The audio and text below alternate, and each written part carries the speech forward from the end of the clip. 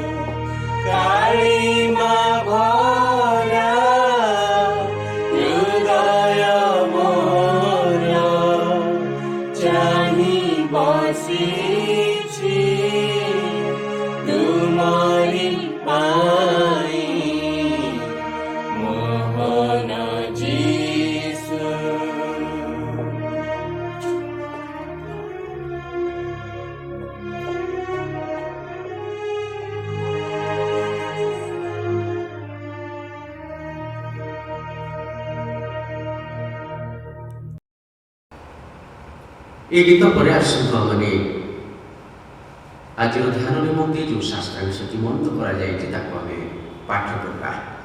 ଆମମାନେ ପଢ଼ିବା ଝିରିମିୟଙ୍କ ବିଳାପ ପୁସ୍ତକ ତାର 3 ପର୍ବ ତାର 22 ପଦ ଆଉ 23 ପଦ। The book of Lamentations chapter 3 22 and 23 এই ପଦଟି ଆମେ ପାଠ କରିବା। ମୁଁ ଓଡ଼ିଆରେ ପାଠ କରୁଛି, ଆପଣମାନେ ମଧ୍ୟ ମୋ ସହିତ ପାଠ କରନ୍ତୁ। ବାକ୍ୟରେ ଏକା ଲେଖାଯାଏ, ସଦାପ୍ରଭୁଙ୍କର ବିବିଧ ଦୟା ସକାଶୁ ଆମମାନେ ବିନଷ୍ଟ ହୁଏ ନାହୁଁ, କାରଣ ତାହାଙ୍କର କରୁଣା ଶେଷ ହୁଏ ନାହିଁ। ସେ ସବୁ ପ୍ରତି ପ୍ରଭାତରେ ନୂତନ, ତୁମର ବିଶ୍ୱସ୍ତତା ମହତ୍। ପ୍ରଭୁ ଏ ବାକ୍ୟରେ ଆଶୀର୍ବାଦ କରନ୍ତୁ। ପ୍ରିୟ ବନ୍ଧୁଗଣ, ପ୍ରିୟ ପରମେଶ୍ୱରଙ୍କ ଲୋକମାନେ, ଆସନ୍ତୁ ଏ ସମୟରେ ଆଉ ଗୋଟିଏ ଗୀତ ଗାନ କରିବା। ଏ ସମୟରେ ଆପଣମାନେ ନିଜ ପାଖରେ ରଖିଥିବା ଧନ୍ୟବାଦ ଦାନ, ପାରିବାରିକ ଦାନ, ମଧ୍ୟମାନତ ଇତ୍ୟାଦି ଦାନ ସମସ୍ତ ଏକାଠି ରଖନ୍ତୁ। ପ୍ରଭୁଙ୍କର ଏହି ଗୌରବ ନିମନ୍ତେ ଏହି ଗୀତଟି ଗାନ କରୁ କରୁ ଆମମାନେ ପ୍ରାର୍ଥନାରେ ଆଗକୁ ବଢ଼ିବା।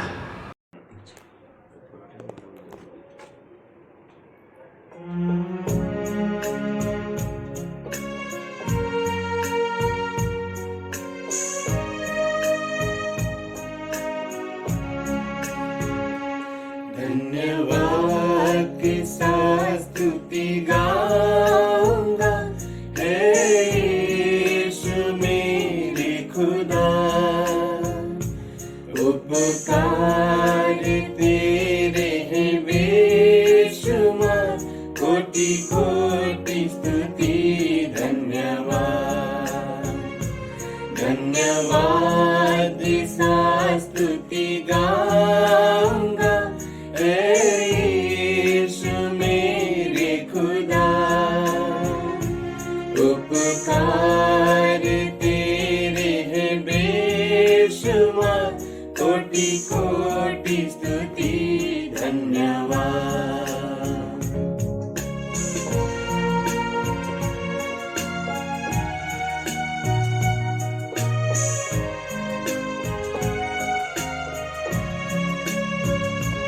युगता से बढ़ के दिया है अपनी दया से तूने मुझे।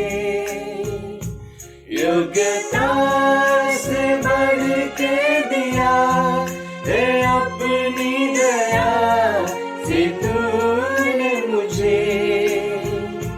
मांगने से ज्यादा मिला मुझे, आभारी हूँ प्रभु में। मांगने से ज्यादा मिला मुझे, आभारी हूँ प्रभु में। धन्यवाद के साथ स्तुति गाऊंगा, हे यीशु मेरे खुदा। उपकार तेरे हैं बेशुमार, कोटि कोटि स्तुति धन्यवाद।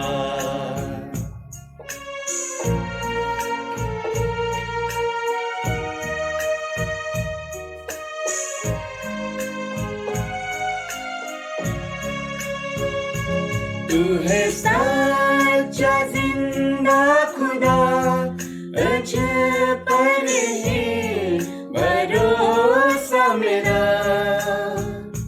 तू है सच्चा जिंदा खुदा, तुझ पर है भरोसा मेरा। सेवा पूरी करके पाऊँ इनाम, प्रभु ऐसा दो वरदान। सेवा पूरी करके पाऊँ इनाम, प्रभु ऐसा दो वरदान। धन्यवाद के साथ स्तुति गाऊंगा, हे यीशु मेरे खुदा।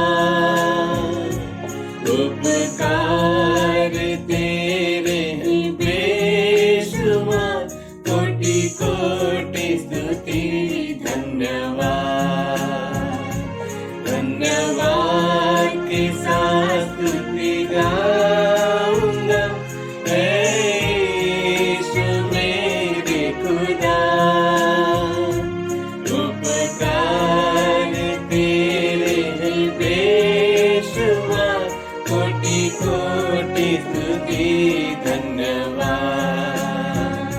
कोटि कोटि स्तुति धन्यवाद, कोटि कोटि स्तुति धन्यवाद।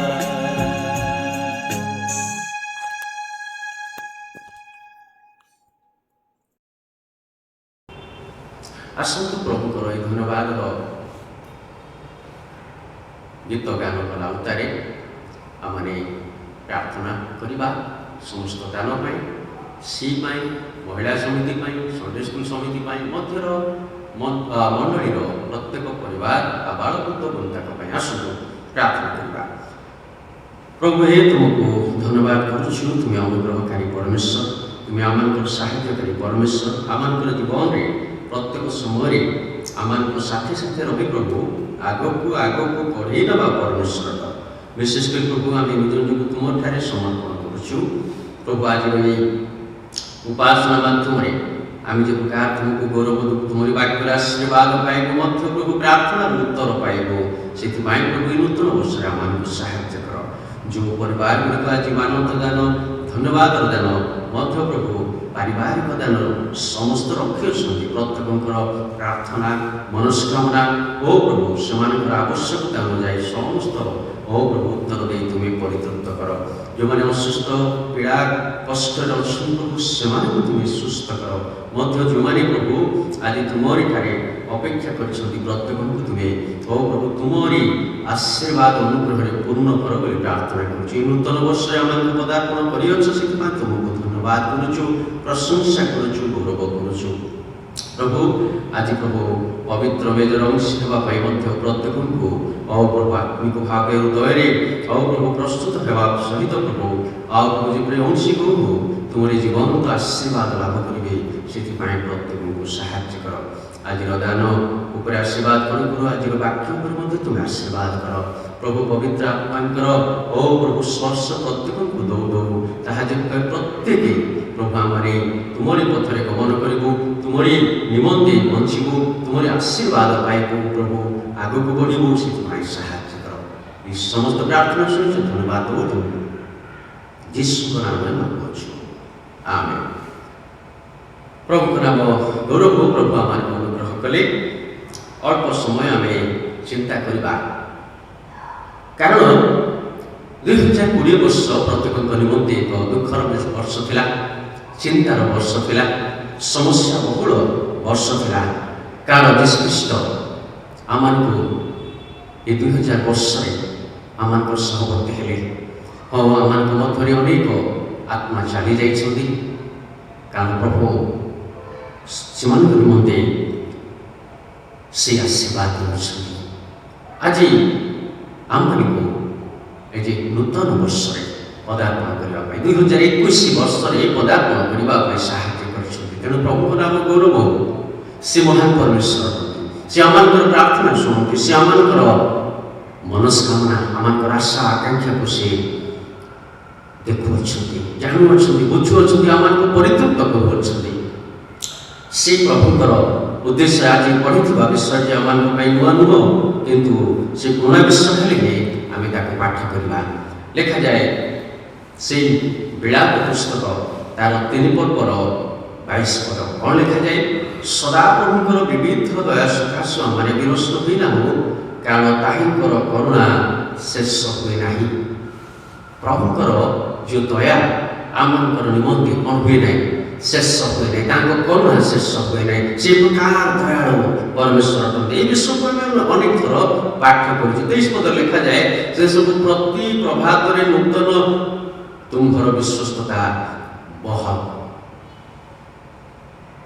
ଆମକୁ ପ୍ରତ୍ୟେକ ଦିନ ଏକ ନୂତନ ବିଷୟ ଆଣିକି, ନୂତନ ଚିନ୍ତା ଆଣିକି, ନୂତନ ଯୋଜନାରେ ଆମମାନଙ୍କୁ ଆଗକୁ ବଢ଼ିବାରେ ସାହାଯ୍ୟ କର। ନୂତନ ପରିବର୍ତ୍ତିତ ଜୀବନ ଦ୍ୱାରା ଆମମାନଙ୍କୁ ଆଗକୁ ବଢ଼ିବା ପାଇଁ ସାହାଯ୍ୟ କରେ। କିପରି ଏଇଟା ସମ୍ଭବ? ସଦାପ୍ରଭୁଙ୍କର ବିବିଧ ଦୟା ସକାଶୁ, ସଦାପ୍ରଭୁଙ୍କର ବିବିଧ ଦୟା ସକାଶୁ ଏ ସମ୍ଭବ ହୋଇଅଛି। 2020 ବର୍ଷ ଅନେକ ଆଜି ପ୍ରଭୁଙ୍କ ନିକଟକୁ ଚାଲି ଯାଇଛନ୍ତି, କିନ୍ତୁ 2021 ବର୍ଷରେ ପଦାର୍ପଣ କରିବା ଆମମାନଙ୍କୁ ପ୍ରଭୁ ଦେଇଅଛନ୍ତି। କାରଣ ସେ ପରମେଶ୍ୱରଙ୍କ ଦକ୍ଷିଣ ପାର୍ଶ୍ୱରେ ରହି ପିତା ପରମେଶ୍ୱରଙ୍କ ଦକ୍ଷିଣ ପାର୍ଶ୍ୱରେ ଆମମାନଙ୍କ ନିମନ୍ତେ ନିବେଦନ କରି କହୁଛନ୍ତି, ଏବେ ତ ଜଗତରେ ଥିବା ଏଇ ମୋର ପୁଅମାନେ, ଏଇ ମୋର ଝିଅମାନେ ଯେ ପ୍ରକାର ଫଳ ଫଳିବେ, ସେଥିପାଇଁ କ'ଣ କର, ଆଉ ଗୋଟିଏ ବର୍ଷ ସେମାନଙ୍କୁ ଛାଡ଼ି ଦିଅ। ଆଜି ସେଇ ପ୍ରକାର ଆଶୀର୍ବାଦ ଆମମାନଙ୍କୁ ଦେଇଅଛନ୍ତି ପ୍ରିୟ ବନ୍ଧୁଗଣ, ସେ ଅନୁଗ୍ରହ ଆମକୁ ପ୍ରଦାନ କରିଅଛନ୍ତି।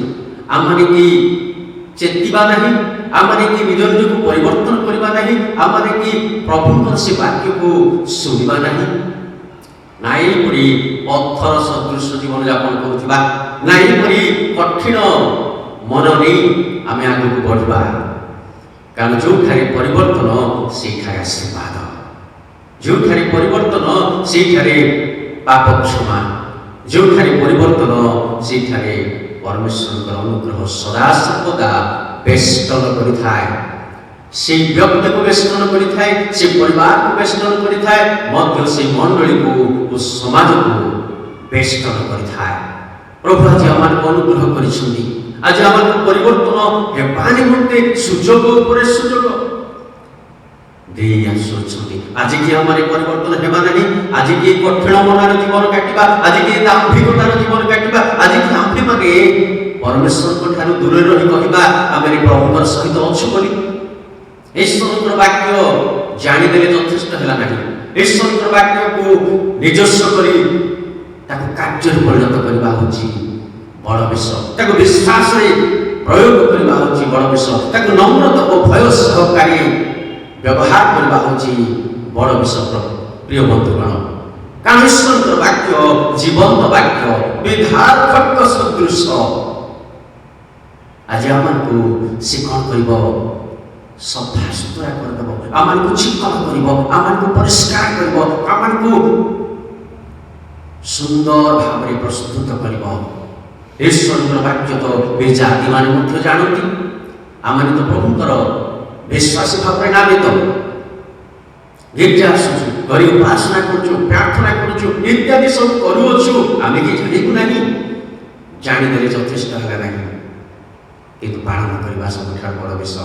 ପାଳନ କରିବା ପାଇଁ ହେଲେ ନିଜକୁ ନମ୍ର କରିବା ଦରକାର, ଆମମାନଙ୍କର ଥିବା ଗର୍ବ ଅହଙ୍କାର ଧାର୍ମିକ ଗୁଣକୁ ଛାଡ଼ିବା ଦରକାର। ନୂତନ ବର୍ଷ ଆପଣ ବା ମୁଁ ବା ଜଗତର କୌଣସି ଲୋକ ନିଜ ଯୋଗ୍ୟତା ସକାଶେ ପାଇନାହାନ୍ତି, ବରଂ ଈଶ୍ୱରଙ୍କର ବିବିଧ ଦୟା ସକାଶେ ପାଇଅଛୁ। ପ୍ରିୟ ବନ୍ଧୁଗଣ, ଆମେ ତେଣୁ ଆସୁ ଯେ ପ୍ରଭୁଙ୍କର ଅନୁଗ୍ରହରେ ଆମେ ଯିବା। ପ୍ରଥମ ବିଷୟ ଆଜିର ଚିନ୍ତା ହେବ ସ୍ପେଲିଂ କମ୍ପାସନ ଗଡ୍ ଦ ଲର୍ଡ। ପ୍ରଭୁଙ୍କର ସେହି ଦୟା, ଆମମାନଙ୍କ ବିବିଧ ଦୟା ଆମମାନଙ୍କର ନିମନ୍ତେ ରହିଛି। ପ୍ରଥମ ବିଷୟରେ ଦେଖିବା ଦ ମର୍ସିଜ୍ ଅଫ୍ ଗଡ୍। ଯଦି ଗୀତ ସଂହିତା ତାର 103 ପର୍ବ ଆମେ ଦେଖୁ, ସେଠାରେ ସୁନ୍ଦର ସୁନ୍ଦର କଥା ଲେଖାଯାଏ ସେ ଆମମାନଙ୍କର ପାପ ପ୍ରମାଣେ ଆମମାନଙ୍କ ପ୍ରତି ବ୍ୟବହାର କରିନାହାନ୍ତି, କିମ୍ବା ଆମମାନଙ୍କର ଅଧର୍ମ ଅନୁସାରେ ଆମମାନଙ୍କୁ ପ୍ରତିଫଳ ଦେଇନାହାନ୍ତି। କାରଣ ପୃଥିବୀରୁ ଆକାଶ ମଣ୍ଡଳ ଯେପରି ଉଚ୍ଚ, ସେପରି ତାହାଙ୍କର ଭୟକାରୀମାନଙ୍କ ପ୍ରତି ତାହାଙ୍କର ଦୟା କ'ଣ ମହତ୍। କି ଆନନ୍ଦର ବିଷୟ, କି ଆଶ୍ଚର୍ଯ୍ୟ ବିଷୟ, କି ଅନୁଗ୍ରହର ବିଷୟ ନୁହଁ କି? ପରମେଶ୍ୱର ଆପଣ ଲୋକମାନଙ୍କ ପ୍ରତି ଆମମାନଙ୍କର ପାପ ପ୍ରମାଣେ ବ୍ୟବହାର କରିନାହାନ୍ତି। କେହି ଯଦି ଆମମାନଙ୍କୁ କିଛି ଭିନ୍ନ ବ୍ୟବହାର ଦେଖାଏ, ତାହେଲେ ହୁଏତ ଆମେ ତାଙ୍କ ସହିତ କଥା ହେବା ପାଇଁ ଇଚ୍ଛା କରିନଥାଉ, ହୁଏତ ଆମେ ତାର ଚେହେରା ଦେଖିବା ପାଇଁ ଇଚ୍ଛା କରିନଥାଉ, ହୁଏତ ଆମେ ତାଠାରୁ ଦୂରରେ ରହିବା ପାଇଁ ଚେଷ୍ଟା କରିଥାଉ। କାରଣ ଆମ ମଧ୍ୟରେ ଯେଉଁ ପାପର ଗୁଣ ଅଛି ତାହା ଆମକୁ ପ୍ରବର୍ତ୍ତାଏ। ବନ୍ଧୁଗଣ, ଆମମାନଙ୍କ ମଧ୍ୟରେ ଯେଉଁ ଈଶ୍ୱର ଯୀଶୁଖ୍ରୀଷ୍ଟଙ୍କର ରକ୍ତ ଦ୍ୱାରା ପରିଷ୍କୃତ ନ ହେବା ବିଷୟ ଗୁଡ଼ାକ ରହିଛି। କାରଣ ଏ ପର୍ଯ୍ୟନ୍ତ ଆମେ ପରିଷ୍କୃତ ହେଇନାହୁଁ, ତେଣୁ ଆମମାନଙ୍କୁ ସେ ପଛକୁ ଟାଣୁଛି, କହୁଛି ଏ ଲୋକ ସାଙ୍ଗରେ କଥା ହଉନା, ସେଇ ସ୍ଥାନକୁ ଯାଆନା, ସେଇ କାର୍ଯ୍ୟ କରନା। ଆଜି ଆମମାନଙ୍କର ଅବସ୍ଥା କ'ଣ? କିନ୍ତୁ ଏଠାରେ ଲେଖାଯାଏ ଆମମାନଙ୍କର ପାପ ପ୍ରମାଣେ ସେ ବ୍ୟବହାର କରିନାହାନ୍ତି। ଈଶ୍ୱର ଯଦି ଆମେ ଯେ ପ୍ରକାର ମନୁଷ୍ୟମାନେ ପରସ୍ପର ପ୍ରତି ବ୍ୟବହାର କରିଥାଉ, ଘୃଣା କରିଥାଉ, ଈର୍ଷା କରିଥାଉ, ଇତ୍ୟାଦି ଇତ୍ୟାଦି ସମସ୍ତ ନେଗେଟିଭ ବିଷୟ ଯାକ କରିଥାଉ, ଯଦି ଈଶ୍ୱର କରନ୍ତେ ତାହେଲେ ପ୍ରଭୁ ଆମମାନଙ୍କୁ ଯୋଉ ଦୟା କରିଛନ୍ତି ତାହା ସେ ଉଠେଇ ନିଅନ୍ତେ ଆଉ ଏ ଜଗତରେ ଆମମାନଙ୍କର ସ୍ଥାନ କ'ଣ ହେଇଥାନ୍ତା, ଆମମାନଙ୍କର ପରିସ୍ଥିତି କ'ଣ ହେଇଥାନ୍ତା, ଆମମାନଙ୍କର ଅବସ୍ଥା କ'ଣ ହେଇଥାନ୍ତା, ତାକୁ ଆମେ ସମୀକ୍ଷା କରିବାର ବେଳ ଆସିଯାଇଛି। ପ୍ରିୟ ବନ୍ଧୁଗଣ, ଆମମାନେ ଚିନ୍ତା କରିବାର ବେଳ ମଧ୍ୟ ଆମମାନଙ୍କର ଅଧର୍ମ ଅନୁସାରେ ସେ କ'ଣ କରିନାହାନ୍ତି, ଫଳ ଦେଇନାହାନ୍ତି। ଭାରତୀୟ ପେନାଲ କୋଡ୍ ଅନୁସାରେ, ଆଇନ ଅନୁସାରେ ଯଦି ଆପଣ ଯେଉଁ ଦୋଷ କରିଥିବେ ତାର ସେକ୍ସନ ବା ଧାରା ଅନୁସାରେ ଆପଣଙ୍କୁ ଦଣ୍ଡ ଦିଆଯିବ ବା ମତେ ଦିଆଯିବ ବା ଜଗତ ଭାରତର ଯେକୌଣସି ବ୍ୟକ୍ତିକୁ ନାଗରିକମାନଙ୍କୁ ଦିଆଯିବ। ପ୍ରିୟ ବନ୍ଧୁଗଣ, ଯଦି ଈଶ୍ୱରଙ୍କର ଦୃଷ୍ଟିରେ ଆମେ ଅଧର୍ମ କରିଅଛୁ ତାହେଲେ ତ ଦଣ୍ଡ ପାଇବା ପାଇଁ ଯୋଗ୍ୟ, କିନ୍ତୁ ବାକ୍ୟ କହେ ଆମମାନଙ୍କର ଧର୍ମ ଅନୁସାରେ ଆମମାନଙ୍କୁ କ'ଣ କରିନାହାନ୍ତି, ପ୍ରତିଫଳ ଦେଇନାହାନ୍ତି। ଯଦି ସେ ପ୍ରତିଫଳ ଦେବା ଆରମ୍ଭ କରନ୍ତି ତାହେଲେ ଆମେ ଯୋଗ୍ୟ ପ୍ରାପ୍ତ ହୋଇନଥାନ୍ତୁ ବା ପ୍ରଭୁଙ୍କୁ ପ୍ରଭୁ ବୋଲି ଡାକିବାର ଯୋଗ୍ୟତା ଆମମାନଙ୍କ ପାଖରେ ନଥାନ୍ତା। ପ୍ରିୟ ବନ୍ଧୁଗଣ, ଆମେ ଚିନ୍ତା କରିବା ଆବଶ୍ୟକ, ନିଜକୁ ସମୀକ୍ଷା କରିବା ଆବଶ୍ୟକ, ଅନ୍ୟକୁ ଦେଖିବା ଅପେକ୍ଷା ନିଜକୁ ଭଲ ଭାବେ ଦେଖିବା ଆବଶ୍ୟକ, ନିଜକୁ ଆହୁରି ପରିଷ୍କାର କରିବା ଆମମାନଙ୍କର ନିତାନ୍ତ ଆବଶ୍ୟକ। ମଧ୍ୟ ଆମମାନଙ୍କର ଅପରାଧ ସବୁ କ'ଣ କରିନାହାନ୍ତି, ସେ ଧରିନାହାନ୍ତି। ଆମମାନଙ୍କର ଅପରାଧକୁ ସେ କ'ଣ କରିଦେଇଛନ୍ତି, ଦୂର କରିଦେଇଛନ୍ତି। ପୂର୍ବରୁ ପଶ୍ଚିମ ଯେତେ ଦୂର, ଦୁଇଟି ଦିଗ କେବେ ମିଶିପାରିବ ନାହିଁ। ତଦ୍ରୂପ ଆମମାନଙ୍କର ପାପ ଯୀଶୁଖ୍ରୀଷ୍ଟଙ୍କ ଦ୍ୱାରା ଏପରି ଦୂର କରାଯାଇଛି ଯେ ତାହା ଆହୁରି ମିଶିପାରିବ ନାହିଁ, ତାହା ଆଉ ନିଉଟିବ ନାହିଁ। ଆଜି ସତରେ କ'ଣ ଆମମାନଙ୍କର ଅପରାଧ କ୍ଷମା ପାଇଅଛୁ ନା ନାମକୁ ମାତ୍ର ବିଶ୍ୱାସୀ ଭାବେ ଆମେ ଆଗେଉଛୁ, ଏକ ଭ୍ରମରେ ପଡ଼ି ଆମେ ଆଗେଉଛୁ। ବନ୍ଧୁଙ୍କର ସମୀକ୍ଷା କରିବାର ବେଳ, ଆମେ ଯେଉଁ ପଥରେ ଗମନ କରୁଛୁ ତାକୁ ଆମେ ବୁଝିବାର ବେଳ। ଦ୍ୱିତୀୟ ବିଷୟଟି ଦେଖିବା, କମ୍ପାସନ୍ ଅଫ୍ ଗଡ୍, ଈଶ୍ୱରଙ୍କର ଦୟା। ଆମକୁ ପ୍ରଭୁ ଯେଉଁ ଜୀବନ ଆଉ ଆମକୁ ଯେଉଁ ନିଶ୍ୱାସ ପ୍ରଶ୍ୱାସ ନେବା ପାଇଁ ସୁଯୋଗ ଦେଇଛନ୍ତି, ସେଥିପାଇଁ ପ୍ରଭୁଙ୍କୁ ଧନ୍ୟବାଦ ନ ଦେଇ ଆମେ ରହିପାରିବା ନାହିଁ। ପ୍ରିୟ ବନ୍ଧୁଗଣ, କାରଣ ତାହାଙ୍କ ଦୟା ଅନନ୍ତ କାଳ ସ୍ଥାୟୀ, କାରଣ ସେ ଆମମାନଙ୍କୁ ଚାହାନ୍ତି ଆମେ ଏ ଜଗତରେ ବଞ୍ଚୁ, ଭଲ ଭାବରେ ବଞ୍ଚୁ, ଆଶୀର୍ବାଦ ଭାବରେ ବଞ୍ଚୁ, ବାସ୍ତବ ଈଶ୍ୱରଙ୍କ ସନ୍ତୁଷ୍ଟ କରୁଥିବା ଜଣେ ବିଶ୍ୱାସୀ ଭାବରେ ବଞ୍ଚୁ ବୋଲି ସେ ଚାହାନ୍ତି। ମଧ୍ୟ ସେ ଆମମାନଙ୍କୁ ସୂର୍ଯ୍ୟ ଦିଅନ୍ତି, ବର୍ଷା ଦିଅନ୍ତି, ପବନ ଦିଅନ୍ତି, ସବୁ ବିଷୟ ଆମମାନଙ୍କୁ ଯୋଗାନ୍ତି, କାରଣ ସେ ଆମମାନଙ୍କୁ ମଧ୍ୟ ଆମମାନଙ୍କର ଆବଶ୍ୟକ ଅନୁସାରେ ବ୍ୟବସାୟ କରିବା ପାଇଁ କାର୍ଯ୍ୟ ଦିଅନ୍ତି, ଚାକିରି କରିବା ପାଇଁ ଯୋଗ୍ୟତା ଦିଅନ୍ତି, ଅର୍ଥ ଆମମାନଙ୍କୁ ଉପାର୍ଜନ କରିବା ପାଇଁ ବଳ ଶକ୍ତି ସାହସ ସୁସ୍ଥତା ଦିଅନ୍ତି। ଯଦି ସେ ଆମମାନଙ୍କୁ ସେ ଆଶୀର୍ବାଦ କରିନଥାନ୍ତେ ଆମେ ପାଠ ପଢ଼ିବାର ସୁଯୋଗ ପାଇନଥାନ୍ତେ, ଯଦି ଆମକୁ ସୁଯୋଗ ଦେଇନଥାନ୍ତେ ଆମେ ପାଠ ପଢ଼ି ମଧ୍ୟ ବେକାର ହେଇ ଆଜି ଏଣେ ତେଣେ ବୁଲିଥାନ୍ତୁ। ଯଦି ଆମକୁ ପ୍ରଭୁ ସେ ଦୟା କରି ସେ ସୁଯୋଗ ଦେଇନଥାନ୍ତେ ଆମେ ଚାକିରି କରି ନ କରି ଅର୍ଥ ଉପାର୍ଜନ କରିବା ଆମମାନଙ୍କ ପାଇଁ ସମ୍ଭବ ହୋଇନଥାନ୍ତା ବା ଆମମାନଙ୍କ ପରିବାରକୁ ପ୍ରତିପୋଷଣ କରିବାର ସକ୍ଷମ ଆମେ ହେଇପାରିନଥାନ୍ତୁ। କିନ୍ତୁ ପରମେଶ୍ୱର ଆମମାନଙ୍କ ପ୍ରତି ସେ ଦୟା ପ୍ରକାଶ କରିଛନ୍ତି। ଆଜି କି ଆମେ ପ୍ରଭୁଙ୍କ ଠାରେ ନିଜ ନିଜକୁ ସମର୍ପଣ କରିବା ନାହିଁ, ପ୍ରଭୁଙ୍କ ଠାରେ ନିଜ ନିଜକୁ ଦେବା ନାହିଁ, ସେ ଆମମାନଙ୍କ ନିମନ୍ତେ ତୃତୀୟ ବିଷୟଟି ସେ ଆମମାନଙ୍କ ନିମନ୍ତେ ଫେଥଫୁଲ୍ ଅଫ୍ ଗଡ୍, ସେ ଆମମାନଙ୍କ ପାଇଁ ବିଶ୍ୱସ୍ତ ପରମେଶ୍ୱର ଅଟନ୍ତି। ଯଦି ମାଥ୍ୟୁ ପୁସ୍ତକ ଦେଖୁ ଗୋଟେ ସୁନ୍ଦର କଥା ଲେଖାଯାଏ, ମାଥ୍ୟୁ ତାର 5 ପର୍ବର ଗୋଟେ କଥା ଲେଖାଯାଏ, ନମ୍ର ଲୋକ ଧନ୍ୟ କାରଣ ସେମାନେ ପୃଥିବୀର କ'ଣ ହେବେ, ଅଧିକାରୀ ହେବେ। କାରଣ ପ୍ରଭୁ ଆମମାନଙ୍କୁ କ'ଣ କରୁଛନ୍ତି, ଏ ସୁଯୋଗ ପ୍ରାପ୍ତ ଦେଇଛନ୍ତି, ଏ ବିଶ୍ଵ କର ଆଉ ସେ ଆଶୀର୍ବାଦ ପାଉ ବୋଲି ଆମମାନଙ୍କୁ କହିଛନ୍ତି। ଯଦି ଆମେ ନମ୍ର ନିଜକୁ ନ କରୁ ତାହେଲେ ପୃଥିବୀର ଅଧିକାରୀ ହେବା ସମ୍ଭବ ନାହିଁ। କାରଣ ଈଶ୍ୱରଙ୍କର ବାକ୍ୟ ବ୍ୟତିକ୍ରମ ହୁଏ ନାହିଁ, ଈଶ୍ୱରଙ୍କର ବାକ୍ୟ ଅନ୍ୟଥା ହୁଏ ନାହିଁ। ଆମମାନଙ୍କୁ ନମ୍ର ହେବାକୁ ପଡ଼ିବ। ଆମେ ଯଦି ନିଜ ନିଜକୁ ନମ୍ର କରି ଆଗେଇବା ତାହେଲେ ଆମମାନଙ୍କୁ ପୃଥିବୀର ଅଧିକାରୀ ହେବା ପାଇଁ ମଧ୍ୟ ବାକ୍ୟରେ ଲେଖାଯାଏ, ଧାର୍ମିକତା ନିମନ୍ତେ ତାରଣା ପ୍ରାପ୍ତ ଲୋକେ ଧନ୍ୟ କାରଣ ସ୍ୱର୍ଗ ରାଜ୍ୟ ସେମାନଙ୍କର। ଦୁଇଟି ସ୍ଥାନ, ପୃଥିବୀର ଅଧିକାରୀ ପୁଣି ସ୍ୱର୍ଗ ରାଜ୍ୟର ମଧ୍ୟ ଅଧିକାରୀ ହେବା ପାଇଁ ପ୍ରଭୁ ଆମମାନଙ୍କୁ ସୁଯୋଗ ଦେଇଛନ୍ତି। ପ୍ରଭୁ କେତେ ଦୟା କରୁନାହାନ୍ତି କି?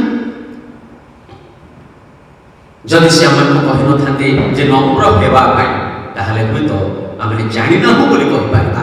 କିନ୍ତୁ ସେ କହିଛନ୍ତି ନମ୍ର ହେବା ପାଇଁ, ସେ କହିଛନ୍ତି ତାଡ଼ନ ପ୍ରାପ୍ତ ହୁଅ ବୋଲି। କାରଣ ଯୀଶୁ କହିଲେ ଯେ ତୁମକୁ ଯଦି କେହି ଗୋଟିଏ ଗାଲରେ ଚାପୁଡ଼ା ମାରେ, ତାହେଲେ ତୁମେ କ'ଣ କର? ଆଉ ଗୋଟିଏ ଗାଲ ଦେଖାଇ ଦିଅ। ଆଜି ପ୍ରିୟ ବନ୍ଧୁଗଣ, ଆମଙ୍କର ଅବସ୍ଥା କ'ଣ? ଆମେ କିପରି ଆମର ଜୀବନ ଯାପନ କରୁଛୁ? ଆମମାନଙ୍କର ଆତ୍ମିକ ଜୀବନ এই নতুন বর্ষরে কি প্রকার? না সে পুরাতন বর্ষরে যে প্রকার ଥିଲା সেই অবস্থাରେ ହିଁ ଆମେ ଆଗକୁ ବଢ଼ିବା ପାଇଁ ସ୍ଥିର କରିଛୁ, ନା କିଛି ପରିବର୍ତ୍ତନ ଆମମାନଙ୍କ ମଧ୍ୟରେ ପ୍ରଭୁ ଦେଖନ୍ତୁ, ଚାହୁଁନ୍ତୁ, ଆଶୀର୍ବାଦ କରନ୍ତୁ ବୋଲି ଆମେ ଚାହୁଁଛୁ। କାରଣ ପ୍ରଭୁ ଆମକୁ ଚାହାନ୍ତି ଆମମାନେ ଆଶୀର୍ବାଦ ପାଉ, ତାହାଙ୍କ ଲୋକମାନେ ଆଶୀର୍ବାଦ ପାଆନ୍ତୁ। ଇସ୍ରାଏଲ ଲୋକମାନେ ତଦ୍ରୂପ ଈଶ୍ୱରଙ୍କର ମନୋନୀତ ବଂଶ ହେଲେ ମଧ୍ୟ ଈଶ୍ୱରଙ୍କର ବିରୁଦ୍ଧରେ ଛିଡ଼ା ହେଉଥିଲେ, ଈଶ୍ୱରଙ୍କର ଯୋଜନାକୁ ବ୍ୟତିକ୍ରମ କରୁଥିଲେ। ଈଶ୍ୱର ଯାହାକୁ ମନୋନୀତ କରୁଥିଲେ, ଈଶ୍ୱର ଯାହାକୁ ଯୋଉ ଆଜ୍ଞା ସବୁ ଦେଉଥିଲେ, ସେ ସବୁ ଆଜ୍ଞାକୁ ସେମାନେ କ'ଣ କରୁଥିଲେ? ବିରୋଧ କରୁଥିଲେ, ପ୍ରତିରୋଧ କରୁଥିଲେ, ଆଉ ଈଶ୍ୱର ବିରକ୍ତ ହେଉଥିଲେ, ଅନୁଚ୍ଛେଦ କରୁଥିଲେ, ମଧ୍ୟ ଅନେକକୁ ବିନାଶ ମଧ୍ୟ କଲେ। ପ୍ରିୟ ବନ୍ଧୁଗଣ, ମନୋନୀତ ଗୋଷ୍ଠୀକୁ ଯଦି, ମନୋନୀତ ଜାତିକୁ ଯଦି ପ୍ରଭୁ ବିନାଶ କରିପାରନ୍ତି, ଆଜିର ବାକ୍ୟ ଆମମାନଙ୍କୁ ତାହାଙ୍କର ବିବିଧ ଦୟା ସକାଶୁ ଆମେ କ'ଣ ହେଇନାହୁଁ? ବିନଷ୍ଟ ହେଇନାହୁଁ। ଆଜି ଆମେ ନିଜ ନିଜକୁ ପ୍ରଭୁଙ୍କଠାରେ ସମର୍ପଣ କରିବା, ନିଜ ନିଜର ଦୁର୍ବଳତା, ନିଜ ନିଜର ପାପ, ନିଜର ଅପରାଧ ପାଇଁ ପ୍ରଭୁଙ୍କ ନିକଟରେ ପ୍ରାର୍ଥନା କରିବା, କ୍ଷମା ମାଗିବା, ଅଶ୍ରୁ ଝରାଇବା, କହିବା ପ୍ରଭୁ ଗତ ବର୍ଷ ଗୁଡ଼ିକରେ ତୁମେ ଯାହା ଚାହିଁଥିଲ ତାହା ମୁଁ କରିପାରିଲି ନାହିଁ, ମୋ ମଧ୍ୟରେ ସେଇ ଫଳ ଗୁଡ଼ାକ, ଆତ୍ମାଙ୍କ ଫଳ ଗୁଡ଼ାକ ଦେଖାଯାଇ ପାରିଲା ନାହିଁ। ଏହି ବର୍ଷ ସୁଯୋଗ ଦିଅ, ତହିଁରେ ସେ ଆମମାନଙ୍କୁ ସୁଯୋଗ ଦେବେ, ତହିଁରେ ସେ ଆମମାନଙ୍କୁ ଆଶୀର୍ବାଦ କରିବେ, ତହିଁରେ ସେ ଆମମାନଙ୍କର ସହବର୍ତ୍ତୀ ପରମେଶ୍ୱର ହୋଇ ଆମମାନଙ୍କୁ ଆଗକୁ ଆଗକୁ ବଢ଼ିବା ପାଇଁ ସାହାଯ୍ୟ କରିବେ। ପ୍ରିୟ ବନ୍ଧୁଗଣ, ଆସୁ ଆମେ ନିଜ ନିଜକୁ ପ୍ରଭୁଙ୍କଠାରେ ସମର୍ପଣ କରିବା, ନିଜ ନିଜକୁ ପ୍ରଭୁଙ୍କଠାରେ କହିବା, ପ୍ରଭୁ ହେ ତୁମେ ଆମମାନଙ୍କୁ ସାହାଯ୍ୟ କର, ଆମେ ତୁମରି ଚଳଚଳକୁ ନମ୍ର ଭାବରେ ଆସୁଛୁ। ଆମମାନଙ୍କର ସହବର୍ତ୍ତୀ ପରମେଶ୍ୱର ହୋ, ଆମମାନଙ୍କର ଜୀବନର ପ୍ରତ୍ୟେକ ଦୁର୍ବଳତାକୁ ଦୂର କର, ମଧ୍ୟ ଦୂର କରିବାରେ, ପରିବର୍ତ୍ତନ ହେବାରେ ଆମମାନଙ୍କୁ ସାହାଯ୍ୟ କରିବ। ପ୍ରଭୁ ଆମମାନଙ୍କ ନିମନ୍ତେ ଅପେକ୍ଷା କରି କହୁଛନ୍ତି, ପରିଶ୍ରାନ୍ତ ଭାରିଗ୍ରସ୍ତ ଲୋକମାନେ ତୁମମାନେ ମୋ ନିକଟକୁ ଆସ, ତୁମମାନଙ୍କୁ ଏ ସମସ୍ତ ବିଶ୍ରାମ ଦେବି, ପରିତ୍ରାଣ ଦେବି, নম্রতা শিখাইবি, ব্যবহার শিখাইবি, ভদ্রতা শিখাইবি, আশীর্বাদ করিবি, অনুগ্রহ করিবি, মঙ্গল ধানরে পরিপূর্ণ করিবি। বন্ধুগণ, আজ আমার অবস্থা কোণ? আস মানে সমস্তে প্রার্থনা করিবা, প্রভুଙ୍କଠାରେ নিজ নিজକୁ প্রভুଙ୍କଠାରେ সমর্পণ করিবা। মঙ্গলময় প্রভু, তোমাকে ধন্যবাদ দেউଛୁ, পবিত্র আত্মাଙ୍କର স্পর্শରେ সুন্দর বাক্য আমাকে দেব। এই নূতন বর্ষের প্রথম সপ্তাহে প্রভু, এই 2021 বর্ষ যে প্রকার প্রত্যেক বিশ্বাসী মানুষ, প্রত্যেক শ্রোতা মানুষ, দর্শক মানুষ, মন্ডলীর আগত বনিতা বিশ্বাসী মানুষ প্রতি আশীর্বাদর বর্ষ হব, অনুগ্রহর বর্ষ হব, পরিবর্তনের বর্ষ হব, মঙ্গলদানের পরিপূর্ণর বর্ষ হব, মধ্যপ্রভু সফলতার বর্ষ হব, তোমাকে সন্তুষ্ট করিবার বর্ষ হব। সেইপাই তুমি আমাকে এই সমস্ত কার্য করে তোমারি পথরে, তোমার বাক্য পালনে, তোমারি আশীর্বাদ পাইবারে জীবন্ত পরমেশ্বর আগে ভাবে আমাকে সাহায্য কর। প্রত্যেককে তুমি আশীর্বাদ করু, আজর বাক্যর আশীর্বাদ পরিপূর্ণ করি আহরি এই আশীর্বাদ নিয়ে আগে বড়িবা পাই সাহায্য কর। গৌরব সম্ভ্রম মহিমা তোমারি হো বলি যিশু নামে মাগুছো, আমেন। প্রিয় বন্ধুগণ, পুনর্বার আপনার আজর এই পবিত্র বেদন অংশ হওয়া স্বাগত জানাই। প্রভু আমাকে এই নূতন বর্ষর প্রথম সপ্তাহে 2021 মସିହାର প্রথম সপ্তাহে পদার্পণ করা সাহায্য করছেন, তেমন প্রত্যেককে স্বাগত জানাই। আসু নিজ নিজ গৃহরে থাকা সময়ের মধ্যে আমার এই পবিত্র বেদর অংশীকে প্রার্থনা করু, তার সঙ্গে আমি আজর পবিত্র বেদর অংশী হওয়া আরম্ভ করা প্রার্থনা করা। মঙ্গলময় পিতা পরমেশ্বর, তোমাকে ধন্যবাদ করছু, গৌরব মহিমা সম্ভ্রম করছু। প্রভু তুমি আমার সমর্থী হয়ে প্রত্যেকটি বিশ্বাস দ্বারা পরিতৃপ্ত করে আসিছ। প্রভু আজ যে সুন্দর বাক্য দিয়ে আমার প্রভু পরিবর্তন হওয়া নিমন্তে যে সুন্দর সুযোগ মান দিয়ে আসুছ সেপাই ধন্যবাদ দেছু। এই সময় পবিত্র মেজর অংশ হওয়া যে ভাই ভী মানে বিশ্বাসী মানে প্রভু আজ অপেক্ষারত প্রত্যেকଙ୍କୁ প্রভু তুমি আশীর্বাদ কর মধ্য এই পবিত্র মেজর আশীর্বাদ দ্বারা পরিপূর্ণ কর বলে প্রার্থনা করছু। আর মনুষ্য সাথে আমার সঙ্গে রহি উপকার কর বলে যিশু নামে মাগুছু, আমেন। আসন্তু আমি সমস্তে জানিଥିବା সেই সুন্দর গীতটি গান করিবা। উপাসনা সঙ্গীত তার 205 পৃষ্ঠার ঘোষা 4 পদ ଆଉ 5 পদ ମୋ ସହିତ ଆପଣମାନେ ଗାନ କରନ୍ତୁ। ପାଳିବି ମୁଁ ଏ ନିୟମ ଯୀଶୁଙ୍କୁ କରି ସ୍ମରଣ, ଯୀଶୁଙ୍କୁ କରି ସ୍ମରଣ। ରୁଟି କରେ ପ୍ରକାଶ ତାଙ୍କର ବିକ୍ଷତ ମାଂସ, ତାଙ୍କର ବିକ୍ଷତ ମାଂସ ହୋଇଥିଲା ଖଣ୍ଡ ଖଣ୍ଡ, ତାଙ୍କ ଦେହ ମୋ କାରଣ, ତାଙ୍କ ଦେହ ମୋ କାରଣ।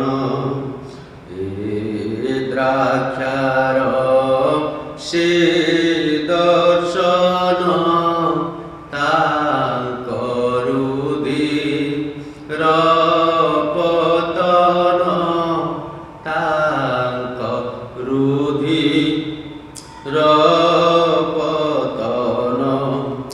ସର୍ବାଙ୍ଗରୁ ଧାର ଧାର ବହିଥିଲା ମୋ କାରଣ, ବହିଥିଲା ମୋ କାରଣ।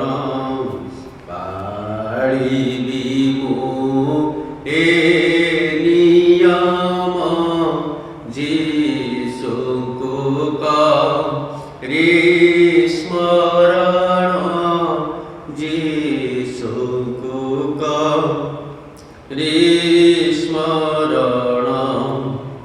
ଆସନ୍ତୁ ପବିତ୍ର ଶାସ୍ତ୍ରରୁ ଆମେ କିଛି ଅଧ୍ୟୟନ କରିବା। ଯୀଶୁ ସେମାନଙ୍କୁ କହିଲେ, ମୁଁ ସେହି ଜୀବନଦାୟକ ଆହାର, ଯେ ମୋ ନିକଟକୁ ଆସେ ସେ କଦାପି କ୍ରୋଧିତ ହେବ ନାହିଁ, ଆଉ ଯେ ମୋ ଠାରେ ବିଶ୍ୱାସ କରେ ସେ କଦାପି ତୃଷିତ ହେବ ନାହିଁ। ମୁଁ ସ୍ୱର୍ଗରୁ ଅବତୀର୍ଣ୍ଣ ସେହି ଜୀବନ୍ତ ଆହାର। କେହି ଯଦି ଏହି ଆହାର ଭୋଜନ କରେ ସେ ଅନନ୍ତ ଜୀବନ ପର୍ଯ୍ୟନ୍ତ ଜୀବିତ ରହିବ। ହଁ, ମୁଁ ଯେଉଁ ଆହାର ଦେବି ତାହା ମୋହର ମାଂସ, ମୁଁ ତାହା ଜଗତର ଜୀବନ ନିମନ୍ତେ ଦେବି। ସତ୍ୟ ସତ୍ୟ ମୁଁ ତୁମମାନଙ୍କୁ କହୁଅଛି, ମନୁଷ୍ୟପୁତ୍ରଙ୍କର ମାଂସ ଭୋଜନ ନ କଲେ ଓ ତାହାଙ୍କ ରକ୍ତ ପାନ ନ କଲେ ତୁମମାନଙ୍କଠାରେ ଜୀବନ ନାହିଁ। ଯେ ମୋର ମାଂସ ଭୋଜନ କରେ ଓ ମୋର ରକ୍ତ ପାନ କରେ ସେ ଅନନ୍ତ ଜୀବନ ପ୍ରାପ୍ତ ହୁଏ, ଆଉ ମୁଁ ଶେଷ ଦିନରେ ତାକୁ ଉତ୍ଥାପନ କରିବି। କାରଣ ମୋର ମାଂସ ପ୍ରକୃତ ଖାଦ୍ୟ ଓ ମୋର ରକ୍ତ ପ୍ରକୃତ ପେୟ। ପ୍ରଭୁ ଏ ବାକ୍ୟରେ ଆଶୀର୍ବାଦ କରନ୍ତୁ। ଆସନ୍ତୁ ରୁଟି ନିମନ୍ତେ ପ୍ରାର୍ଥନା କରିବା। ମଙ୍ଗଳମୟ ପିତା ପରମେଶ୍ୱରୀ ସମୟରେ ଆମକୁ ଅନୁଗ୍ରହ କଲ। 2021 ମସିହାର ଏହି ପ୍ରଥମ ସପ୍ତାହରେ ପ୍ରଭୁ ଆମମାନଙ୍କୁ ପବିତ୍ର ମେଜର ଅଂଶ ହେବା ପାଇଁ ପ୍ରତ୍ୟେକ ପରିବାର ଆପଣାକୁ କରିଥିଲେ ମଧ୍ୟ ପ୍ରଭୁ ଆମମାନଙ୍କୁ ସୁଯୋଗ ଦେଇଅଛ, ସେଥିପାଇଁ ଧନ୍ୟବାଦ ଦେଉଛୁ। ପ୍ରଭୁ ଯେଉଁ ଭାଇ ଭଉଣୀମାନେ ବିଶ୍ୱାସୀମାନେ ଆଜି ଆଉ ପ୍ରଭୁ ଅଂଶୀ ହେବେ ପ୍ରତ୍ୟେକଙ୍କୁ ତୁମେ ଆଶୀର୍ବାଦ କର। ପ୍ରଭୁ ତୁମରି ଶରୀରର ନିଦର୍ଶନ ସ୍ୱରୂପ ଏହି ରୁଟିକୁ ତୁମ ହସ୍ତରେ ଦେଉ। ପ୍ରଭୁ ଆମମାନଙ୍କ ନିମନ୍ତେ ତୁମେ କ୍ଷତ ବିକ୍ଷତ ହୋଇଥିବା ଆପଣା ଶରୀରରେ ପ୍ରଭୁ ତାକୁ ସ୍ମରଣ କରିବା ପାଇଁ ଆମମାନଙ୍କୁ ଏ ସୁନ୍ଦର ସୁଯୋଗ ଦିଅଛି, ସେଥିପାଇଁ ଧନ୍ୟବାଦ ଦେଉଛୁ। ଯୀଶୁଙ୍କ ନାମ ମାଗୁଅଛୁ, ଆମେନ୍। ଆଉ ଶେଷ ରାତ୍ରି ପ୍ରଭୁ ରୁଟି ନେଇ ତାକୁ ଭାଙ୍ଗି କହିଲେ, ଏହା ମୋର ଶରୀର, ଏହାକୁ ଭୋଜନ କରି ମୋତେ ସ୍ମରଣ କରିବା ପାଇଁ କର। ଆସନ୍ତୁ ମୋ ସହିତ ଆପଣମାନେ ସମସ୍ତେ ଆମେ ମିଳିମିଶି ଭୋଜନ କରିବା।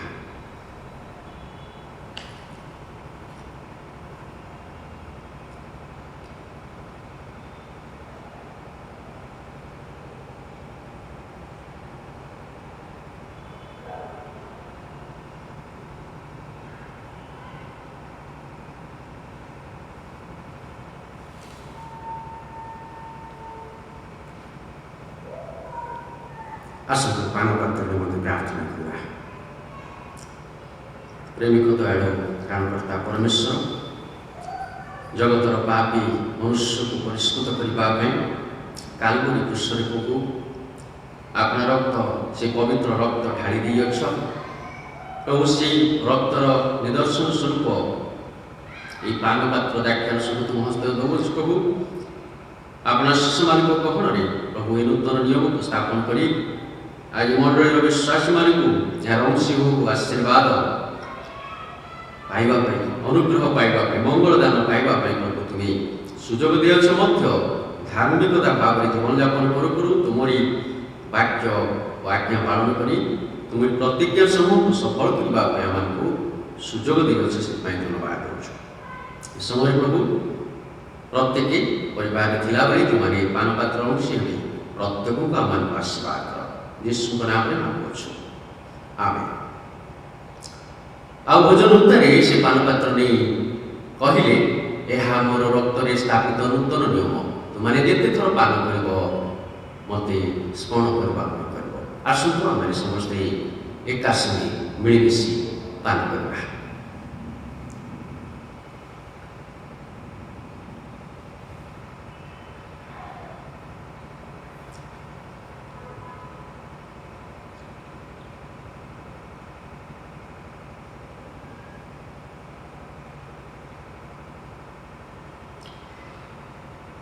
ଆସନ୍ତୁ ଚକ୍ଷୁ ବନ୍ଦ କରୁ, ପ୍ରାର୍ଥନା କରି ଆଜି ଉପାସନାକୁ ଶେଷ କରିବା।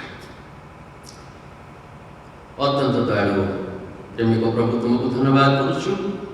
ପ୍ରଭୁ ଆମମାନଙ୍କୁ ଆଜିର 2021 ମସିହା ପ୍ରଭୁ ପ୍ରଥମ ରବିବାର ଉପାସନାରେ ବାକ୍ୟର ଆଶୀର୍ବାଦ ଦେଉ ପ୍ରଭୁ ତୁମଠାରେ ପ୍ରାର୍ଥନା ନିବେଦନ କରିବା ପାଇଁ ସୁଯୋଗ ଦେଲ। ମଧ୍ୟ ପ୍ରଭୁ ତୁମରି ଗୌରବ କରୁ କରୁ ପ୍ରଭୁ ପବିତ୍ର ନିଜର ଅଂଶୀ ହେବା ପାଇଁ ମଧ୍ୟ ଆଜି ପ୍ରତ୍ୟେକଙ୍କୁ ତୁମେ ସାହାଯ୍ୟ କରିଛ।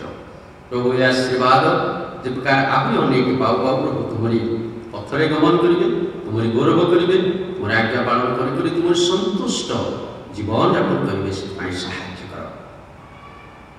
ପ୍ରତ୍ୟେକ ଦର୍ଶକ ଭାଇ ଭଉଣୀମାନଙ୍କୁ, ବିଶ୍ୱାସୀମାନଙ୍କୁ ମଧ୍ୟ ମଣ୍ଡଳୀର ବିଶ୍ୱାସୀମାନଙ୍କୁ ଆବାଳ ବୃଦ୍ଧ ବନିତା ତଥା ପରିବାରଗୁଡ଼ିକୁ ତୁମ ହସ୍ତରେ ଦେଉଛୁ।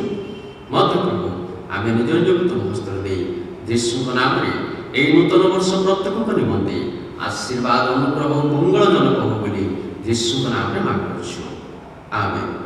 ଆସନ୍ତୁ ପ୍ରଭୁ ଶିକ୍ଷା ପ୍ରାର୍ଥନା କରିବା।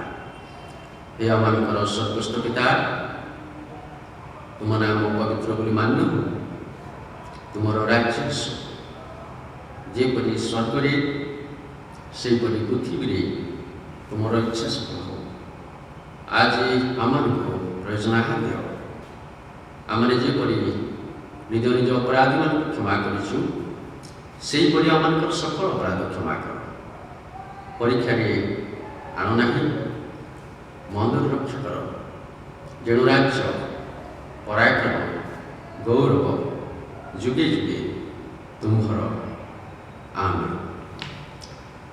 ପିତା ପରମେଶ୍ୱରଙ୍କର ପ୍ରେମ, ତ୍ରାଣକର୍ତ୍ତା ପ୍ରଭୁ ଶ୍ରୀକୃଷ୍ଣଙ୍କର ଅନୁଗ୍ରହ, ସାହାଯ୍ୟକାରୀ ପବିତ୍ର ଆତ୍ମାଙ୍କର ଶାନ୍ତି, ଶକ୍ତି, ସହଭାଗିତା ଓ ଚେତନା ବିଶେଷ କରି ପ୍ରତ୍ୟେକ ଦର୍ଶକ ବିଶ୍ୱାସୀ ଭାଇ ଭଉଣୀମାନଙ୍କର ସହିତ, ମଣ୍ଡଳୀର ଆବାଳ ବୃଦ୍ଧ ବନିତା ବିଶ୍ୱାସୀମାନଙ୍କର ସହିତ, ମଧ୍ୟ ବିଶ୍ୱର ପ୍ରତ୍ୟେକ ବିଶ୍ୱାସୀମାନଙ୍କର ସହିତ ଏହି ନୂତନ ବର୍ଷରେ ନୂତନତ୍ୱ ପ୍ରକାଶ କରୁ କରୁ ଆଶୀର୍ବାଦ, ସନ୍ତୋଷ ଜୀବନଯାପନ କରନ୍ତୁ।